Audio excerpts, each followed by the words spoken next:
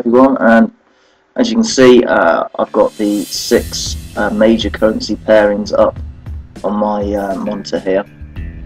Aussie dollar against the US dollar, the euro against the US dollar, pound against the US dollar against the Canadian dollar, US dollar against the Swiss franc, and the US dollar against the Japanese yen. Now the way I have my chart set up, I have 3 exponential moving averages, a 60, which you can see is the red line, a 20, which is the blue line, and a 10, which is the green line. This is a very basic trading system. It's literally using the crossovers of moving averages and previous price action, support and resistance levels, which I'll explain a little bit as we go on. I'm just going to delete that alarm I have there so it doesn't interrupt us. I'm going to show you a couple of trades which I've done today already using this system. One of them of which was on the euro. If we go back here. Overall, if I close the screen up, you can see that the euro is in a downward trend, has been since pretty much middle of last week. It really took off sort of this morning in the early hours. As a long-term trend, I got into this yesterday at this point, and I'm still in that now. That is a different tutorial. I'll show you how to. This today is just short-term day trending, day chart trading. As it happens, I do use the consistency of the major trends. I prefer to trade with the trend. As you can see here, there's a slight trend reverse. There are pips to be picked up within that, but I prefer to go with the trend as in here, and this is the trade I'm going to show you today.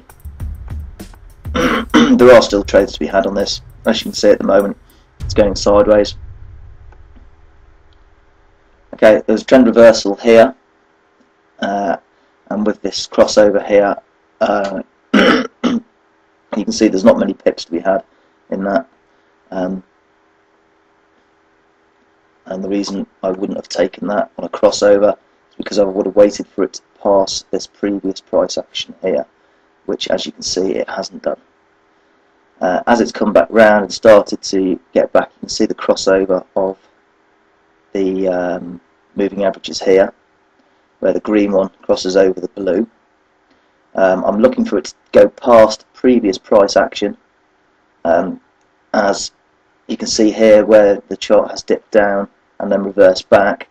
We want to see it go past this point here, so that we know we're not going to get another reversal. So we've had the crossover. We're looking for the previous price action, which is here. I'm looking for a candle to open and close below that previous price action. Reason being is it's very easy for candles to retrace, and they just spike through these previous price actions and then reverse. As you can see here, this candle spiked through and then started to reverse. So I haven't entered the trade yet. I'm looking to get into the trade when it suppresses this previous price action. It's below the moving averages. They've already crossed over, so I enter on this candle here. I'm only looking for 10 pips in my trade. It's already trending, so I enter the trade here on this candle at 56. Still in the trade. I get out of the trade here at 30. It hits there, starts to reverse. I let it reverse a couple of pips. I think I got out at 35. So in the trade, 56. Out by 35, 20 pips profit. At £10 a pip, that's £200. And you can see, reverses, and then we're about here. So now this trade is still accessible. These moving averages upwards, but if this trade was to cross over the green here, to cross over the blue, and it's to suppress this previous price action here, open and close above that, then I would take that as a buy trade, but I would be very cautious because it is against the long-term trend to only probably take 10 pips.